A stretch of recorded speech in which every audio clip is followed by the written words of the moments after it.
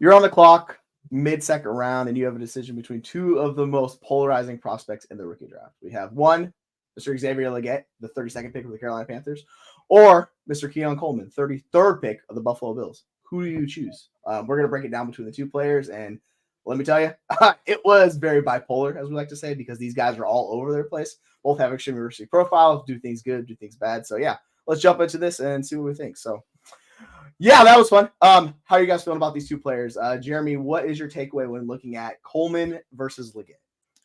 Yeah, they're kind of completely different players in terms of their play style. We know Xavier Legette hasn't necessarily been, playing the position as we've heard throughout the cycle for a long period of time. Especially, he hasn't really been able to play it because South Carolina hasn't had any quarterbacks, in their quarterback room except for this past year with Spencer Rattler moving over there. Keon Coleman, on the other hand, should have, fell into a nice program in Florida State. But it really didn't work out between injuries and Jordan Travis and everything like that.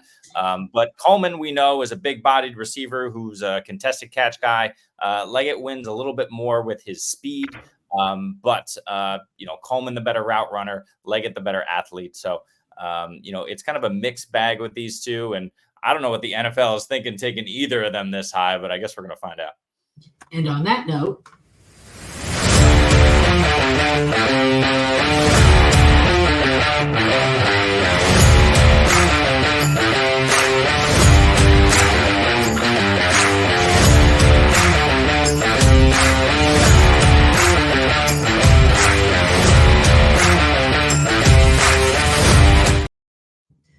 hello and welcome into the Fantasy Football Universe. I am Aaron St. Dennis. I got demoted down to the bottom at FF Mad Scientist.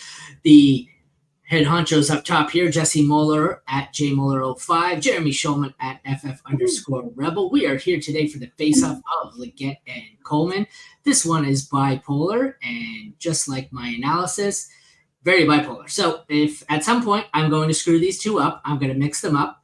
Don't fucking comment later. I know I screwed it up. I'm going to say one's on Buffalo when they're on Carolina and vice versa. I'm going to forget which.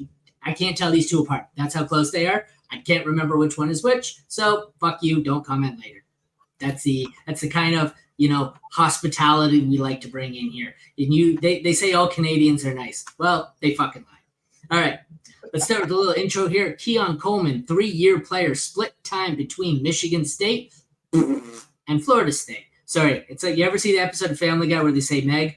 Every time they say Michigan State, same with Ohio State. So, anyways, back to the professional part. Michigan State and Florida State produced an elite season for both schools, showing he can flourish in different systems. He was very explosive at the combine, put up a 93rd percentile on the vert and an 81st percentile on the broad jump, and will be the potential fast physical X type for the Buffalo Bills because they don't really have anyone else. So he's a great investment here. Got a great landing spot and no real competition. Xavier Legette, on the other hand, is the most interesting college football reference stat page I've ever seen. He has 5 years in college, 4 years where his high in yards was like 165 yards, and then one monster breakout season, and that somehow got him a first-round draft pick. Granted, it was a Carolina Panthers selection, so maybe that's why Carolina sucks. Went to South Carolina. He, too, posted excellent explosive metrics. He put up an 80 percentile on the vert and 85th percentile on the broad. He is the ultimate case of, do we believe in his talent and opportunity, or do we want to just avoid him because he has no track record here whatsoever? Literally 1 year of production. Then he sucked for 4 years. Well, he sucked for 4 years first. The comps here are interesting and not particularly encouraging. For me, I had Coleman projected closest to Kadarius Toney. I find he's all over explosive. He's got some trickiness to his game, and there's potential. Obviously, we hope he stays healthier than Toney. Legette, I had closest to Cedric Tillman. I know that doesn't sound great because Tillman has not been good so far on that rather dysfunctional Browns offense over the last few years. I, however, don't hate it as much. I liked Tillman significantly more than Jalen Hyatt coming out of Tennessee in their draft year. What do you guys think here? What are your comps? I got Tony and Tillman, and I can't remember who's comp to who because I can't tell these guys apart.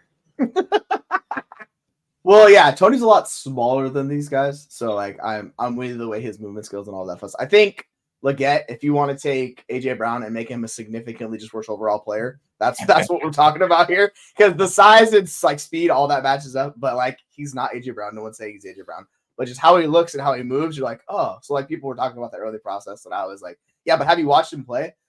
He specializes like underneath, so it's really weird. Like with the Kadarius Toney, I like that because Legette's really good underneath, and he's like a rack specialist, and he's just a big body bully. So that's kind of how he wins. And it's interesting enough, the Carolina Panthers have gone for this profile 3 straight years, and maybe this is the year they hit it, right? So we'll see. Coleman's more interesting because if you look at Matt Harmon's reception perception, both these guys are terrible across the board route running. Actually, Legette's a little bit better, but they both have issues with their profiles. And him playing X just does not make a lot of sense. I think Coleman's like a bigger slot player. So if you want to put him in that role where he's a big body slot, kind of like a tight end, I think it works really well for him. They have Dalton Kincaid. So we'll see what happens, but they need X, so that one would be. I really don't know what to comp Coleman to. Like he's the hardest one. I struggle comping him. They both got better draft capital than AJ Brown. Yep. Just saying. That was a fun year. What to tell you? DK Metcalf, also another guy in that profile who went later as well. So yeah, go figure. Sure. I'm going to throw out a couple of really terrible comps, maybe worse than the comps you just gave, Aaron. Is just in terms of how the players have come out. This so should far. be good. We got. Keon Coleman reminds me of like a Michael Gallup, right? He's kind of not as fast as you want him to be. He's a good contested receiver. He works well on the boundary, but ultimately after his injury, right, he just couldn't put it all together. He's a guy who you could throw it up to. You could go up and get it. Keon Coleman's much the same way, but for some reason, I know this can't be correct, but Keon Coleman's 40 time at the combine, I know it was bad, but I don't think it was 4.84 bad. 4.6 something. 4.63. He ended up with a 4.61, I think, at his pro day, right? And then he sat on that. Is that what happened with Keon Coleman? Like, yeah, 4.61. That's the best I could do. And it's like, oh, damn. You know what the funny part was? When he ran the gauntlet drill, he had the fastest top speed of any of them. But he had the worst 40 time of any of them. So I think he just struggled with the 40s with it. Yeah, I think that's great. Like, we don't need our receivers, right? We want them to be more in the Marvin Harrison Jr. mold. We don't need them practicing to run a 40-yard dash. We want them to show play speed, and Keon Coleman did that. So we're happy with him. But the other comp here, Xavier Legette reminds me of Laviska Shenault. Like you said earlier, he's kind of that bigger-bodied slot underneath guy who's got the big yak and the Raz, and we love the athletic guy, and just couldn't ever put it together on multiple teams now, right? So that's my concern with Legette. Really happy about his profile, but you mentioned, Jesse, that 3 years in a row, right? So it was Jonathan Mingo. Who am I missing in this? Harris Marshall, Jonathan Mingo, and now we have Xavier Legette. I don't know what the heck they're doing there in Carolina or who they're letting. I mean, I guess it's David Tepper. He's like, David Tepper has a type, and it's the athletic, big-bodied, terrible receivers. So you're lucky I couldn't find it. I won a Laviska Shenault jersey last year at the Expo. You're lucky. It's not hanging up. I had such a hard on for Laviska coming out from Colorado, man. That boy, the things he was doing. But of course, that stuff did not translate because he's a terrible actual route runner. So, that happens. We need Legette to be a better route runner if he wants to be anything, which, it's possible. But yeah, like just give him the intermediate underneath the screens, like make it easy on him because they don't have that player on that team. Like we talk about it. Mingo sucked last year. Marshall's just been a disappointment. So they need someone to fill that role where Deontay Johnson's the X. If Deontay Johnson plays outside, he does that. Put him inside. Let him get the short area, the easy stuff. Be Bryce Young's his check now. Like it could work out. So we'll see. It's funny because Coleman, I believe, at one point said that before his pro day. I'm fast. I'm just not good at the running the 40-yard dash. So you're fast. You're just not good at the running part. That's like the people you went to college with who say, I'm smart. I just don't take tests well. So you're fucking stupid. That's what you're telling us, right? Well, we saw this with Puka last year, right? Like he had a terrible 40, but if you looked on the miles per hour on the field, he's one of the fastest wide receivers in the NFL. So like, I think it does, like using the game data, which I like to use that. If we could ever get that for us, I think it'd be a lot more helpful because we could see how fast these guys move on the field. Because like you're trading for a 40 time, it's very specialized, and that does not necessarily translate over to the NFL. He does play faster than he ran. Yeah, for sure. It's a really low bar. All right, size comparison. We've got Legette checking in at 6'1", 220. Coleman, 6'3", 213. I get that Legette's shorter and a little bulkier, I guess, but I gave this one to Coleman here. I always prefer the taller guy. The taller guy, when they hit the NFL weight room, even though he's 8 pounds lighter, they've got more frame to put some mass on, so he'll bulk up. I'm expecting Keon Coleman to be bigger, heavier, taller, all that by the time he hits training camp. So this one for me is Coleman. I also think Coleman projects better as an X. I don't know what role Legette really – I guess he's an X, but I don't know. I don't think either as an X. If they're playing X, they fucked up. Like, I think that's not – like, I know we want Coleman to play that, like, but he is not ready to play that. So I don't think either one of these guys should be an X, but – Buffalo's going to try it, man, and that's the terrifying thing with Coleman that's crazy. But Legette was listed at 6'3", and then, of course, he checks in. He's like, oh, he's actually 6'1". It's like, man, if he would have been 6'3", then he's there. Yeah, I give you. It's Coleman. He's bigger. Like, that's just what you want. But Legette is just a fucking tank. Like, that dude is rock solid. Yes. Yep. Keon Coleman, in addition to his size, he's going up and he's winning those contested catches, and out-muscling defensive backs. He uses his body better. It's Keon Coleman by a mile. Next up, we have speed. This was I think I'm 8 articles into this series. This, of any category, was the single most one-sided fucking thing I've ever seen. Xavier Legette, 4.39. Keon Coleman, 4.61. I don't care if he's fast, but he's not good at running the 40 or not. Xavier, like I said, this one goes bipolar because this one, I think I'm two categories in here, and I'm going, fuck, give me Xavier Legette. I don't know what I was thinking. It changes real quick back and forth, but 4.39, 4.61. I don't know anything you can say here to kind of put some context around this and maybe make this where it's not Coleman getting slaughtered, but I don't know. Thoughts? I mean, yeah, this is the whole thing. Like with his 40 time really screwed the pooch. Like it's just you watch him play and he plays faster. Like this is the thing we've noticed with him. But yeah, Legette, like I expected him to like run faster than Coleman just because you watch him play and this dude's a little bit different athlete. So yeah, I give it to Legette. Yeah, 100%. And you wish you had kind of those short area quickness drills, and those numbers for both of these guys. Neither of them tested in the shuttle and the 3-cone. But you can just see the route running by far is Keon Coleman. So you're talking about in and out of his breaks as well. He looks great, but Legette will just blow by a defender. So it's clearly Legette. What do you got? What are you laughing at? My next category is route running, where I have Xavier Legette clearly as the winner. Oh. I love you. Let's talk about it. You're awesome. Oh, yeah, like let's talk about what Matt Harmon did. Legette was good underneath, and that's what he did. Coleman was terrible across the board. Like he had the worst route running profile I've seen on reception profession, besides Mr. Quentin Johnson, which came out the other day, which was oh my god abysmal. Yeah, Coleman struggles. He doesn't really like. I didn't see him create enough separation, and that was my whole issue with Coleman. So like that's like, and we kind of talk about this, like the ways he win. It's a little more scary to me, I think, and that's why I prefer Legette, is just because I think it's easier for him to find ways to get open underneath and do that. Coleman is you're kind of forcing it a little bit, but yeah, like I don't think either guy really deserves to win this category. Both are suboptimal route runners, so I would say both lose this category. Honestly, I thought Legette was good. I have Legette on short. At 89 on short, 94 on intermediate, 95 on deep. I have Legette's worst score 5 percentage points higher than Coleman's best. Yeah, I'll take it. I've deferred to Legette. Yeah, what do you need? Duck and go around me. But yeah, like I guess it depends what you're grading. Looking for. It's not. Oops, I unmuted that, didn't I? This shit is off the rails. It's going wild. Jeremy, why don't you talk about Coleman for a second? Sorry, he's standing next to me like he's just. I'm like, what do you need, child? And he's standing there looking at me. Listen, one thing that we know is Keon Coleman isn't creating separation, and that much has been clear through the process. It's why we didn't like the 40 time coming in as low it was, because we're like, well, he's not creating separation. Maybe he can run deep. and get beyond these guys. And obviously that wasn't on the tape, and that's not in the numbers either.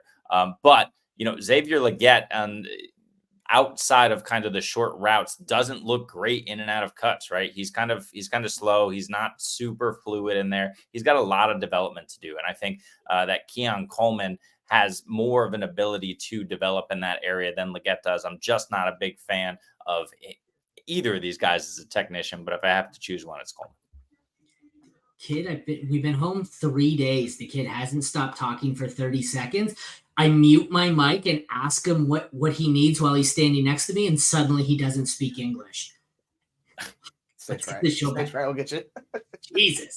Kids, man. All right, hands category. We have another category here that I have Xavier Legette as the winner. I gave him a grade of 89, Coleman 83. I thought they were both decent pass catchers. The only argument I made here was that you could factor in quarterback play here. Jordan Travis was one of the more inaccurate quarterbacks, so it's tough to have great hands when the ball's not hitting you anywhere near your hands. So, right, what did you guys think here for hands? Yeah, I mean, like, Legette played with Rattler and later in his career, but earlier in his career, like, he dealt with some pretty terrible quarterback play. So I think they both dealt with default quarterback play. But yeah, I defer to Legette, and it's most of these categories I prefer Legette just because we're dicing up hairs between the two of them. Where I think you could go either way on this one. I slightly prefer him. Yeah, I'll just go Coleman again. They both have a lot of work to do, but Coleman, we've seen the contested catches.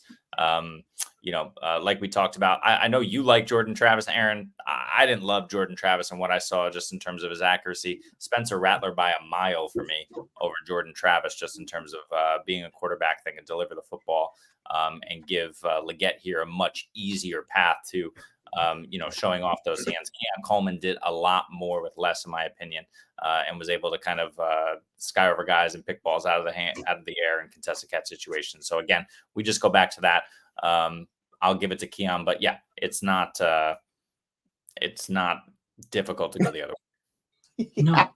Right? Like his teammate Johnny Wilson had better numbers across the board, like than him, and Legette's profile outside of his senior year is abysmal. So it's like you're kind of picking and choosing the good between the two of them. But yeah, I'm with you guys. And for the record, I only drafted Jordan Travis because I punted quarterback in a super flex league, and Aaron Rodgers is currently my starting quarterback. So you need the backup in that situation.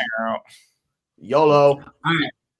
College production. This is where it swings the other way. We have an easy Keon Coleman victory here. 2 of his 3 seasons, he recorded more than 50 catches, 650 receiving yards, and 7 touchdowns.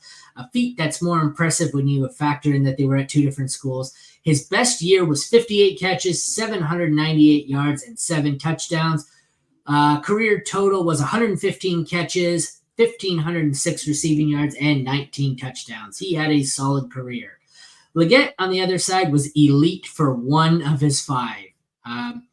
His best season was 71 catches, 1,255 receiving yards, and 7 touchdowns. So it was significantly better than the best season of Keon Coleman. The problem for me here is if you get rid of the final season of his production, his 4-year stat line looks like 42 catches, 423 yards, and 5 touchdowns in 5 years. That's scary. So I gave this win here to Keon Coleman as an overall body of work. I do not love a player who puts up 1 year when it's their last year. I mean, it was a really good season, but I'm not sure how either of these went as high as they did in the NFL draft, but this one's Coleman for me. And if I could award no points, I would award no points here. Go Billy Madison. May God have mercy on your soul type stuff there. Yeah. It's interesting. Like, if you want to defer to JJ Zacharyson, his model, they're basically split is how he views it because Legette's senior season was so impressive what he did. It basically outweighs the 4 years compared to Coleman, who broke out earlier and had like decent numbers, but he never had the high end like ceiling season that he had. So it really depends what you're looking for between the two. Neither one of them is really that young either. So it's just like, all right, well, I prefer if I get a guy that hits the true ceiling outcome, which Legette did last year, I'll take that. But if you want to go with the guy who broke out a little bit earlier, you can go Coleman. Like I'm back and forth between the two on this one. What I'm looking for is neither of these guys. That's fine, but Jesse, now everyone in this room is now dumber for having listened to what you just said, Billy Madison style. But what I will say again is, obviously it's Keon Coleman. If you take Xavier Legette's senior season, you get 74.9% of his total college production. I think, Aaron, you wrote in the article that if you wipe that out, you are left with something like 423 total receiving yards in his collegiate career. So that's pretty ridiculous. Keon Coleman by a mile, of course. Yeah, it's impressive. College dominator. This is one where I wish I could have given it to both of them, actually. These are, I think, the top two dominators I've seen in this class. Xavier Legette was at 35.5, and I get it. There was not a lot of competition at South Carolina. However, Keon Coleman posted a 39.6. These two are fucking outrageous dominators. I give it to, obviously, this one's just straight up numbers, so it goes to Coleman, but good God, what are your thoughts here? Both these two were very dominant. Yeah, you got to give it to Coleman. It's, they take out the dominator and how they do the numbers, and it's in Coleman's favor. I can't really argue Legette between the two of them. He just has a better overall profile. Yep. And better weapons around Coleman as well. So, if you compare the two and what they were competing against, Coleman stood out a little bit more. So it's a clear Coleman for me. Yeah, Coleman actually had a better season than Jaden Reed did his senior year. He was better than Jaden Reed at Michigan State. So take that for what it's worth. I mean, he regressed since then, but he did have a better year than Jaden Reed did a few years ago, who was actually a good player for the Packers. So there you go. Final category here is draft spot and landing landing spot and draft capital. Draft spot and landing capital. I love it. Let's go. Little dyslexic today. I think it's been a long weekend, man. And I haven't even started drinking, but just give it time. All right. So this one for me, we're going to start with draft capital. I think it's absolutely negligible. One went 32, one went 33. That all depends if you want to put into your metrics here and argue semantics, because one was a first-round pick, one's a day 2 pick. So what matters more, 32 to 33 or round 1 to round 2? For me, I just counted this as a tie. You guys counting this as a tie, or do you care? It's, a tie. I don't care. It's one spot. All right, so then I awarded this one to Keon Coleman because it came down to landing spot. It came down to landing spot, where I prefer a guy going to the Bills than the Panthers. Panthers, younger offense, young quarterback who didn't look particularly good. They're going to have to take a huge step forward here to be useful. He's got Deontay Johnson who's going to fight with him for targets. He's a target monster. Then we've got the Buffalo Bills, where there is nothing. Khalil Shakir, I think, is the number one. I know they've been looking to run the ball more, but it's a high-scoring offense. So I gave this one to Keon Coleman, who ended up being the winner overall, 4-3 for me, in the most bipolar matchup I've ever seen. But what are your thoughts here on landing spot for these two? Yeah, I like the places they went to, both of them. The only issue for Coleman is I think he's going to be playing out of position. So this is why I much prefer Legette between the two, because they've already talked about how they're going to use Legette, and it's whatever we talk about. The screens, the short area throws, basically the slants, the stuff he does really well. They're going to integrate that into it, and that's why they picked him. They moved up a spot. Because remember, Buffalo was ahead of Kansas City. They traded back multiple times, and they accumulated draft capital, and they kind of ended up with Coleman. That's how they got there. They could have taken Worthy. They could have taken whoever they wanted, right? The Panthers made the choice between the two. They had the option. They traded up, and they took him. So I slightly prefer him. And now if Coleman wins in that X role, then I'll take him down. I just need to see it from him. I'm worried of him playing out of position. So between the two, I think it's actually a better role and landing spot for Coleman. Legette. And I'm doing the thing Aaron's doing now where I mix them up. But yeah, so for me, it's Legette, but they're close. Yeah. And for Coleman, I mean, we like the fact that there's very few. Look, you can't count on vacated targets, but I think it's something like 150 between Gabe Davis and Stephon Diggs that have gone. Now so it's just Dalton Kincaid, who James Cook, maybe Curtis Samuel, who maybe once has earned more than 100 targets himself. So so I love the landing spot just in terms of opportunity for Keon Coleman, regardless of where he's playing. He's got to get on the field. For Legette, right? You talk about, he was drafted for that short and intermediate, but we also got Jonathan Brooks, who was drafted as well. We also have Jatavian Sanders, who was drafted as well. They have those guys we talked about in Mingo and Terrace Marshall, who really shouldn't be playing the boundary. They should be moving these guys all over, taking advantage of their athleticism. So Legette has a chance maybe to not even see the field. It's unlikely. He's a first-round pick for a brand new coaching staff, but it's possible that he's not as good as some of these other guys. and not getting enough of those looks and used more in a gadgety type role. So I like Keon Coleman's chances to earn, be the second or even third target earner on his team in year one. I don't think that's going to be Legette.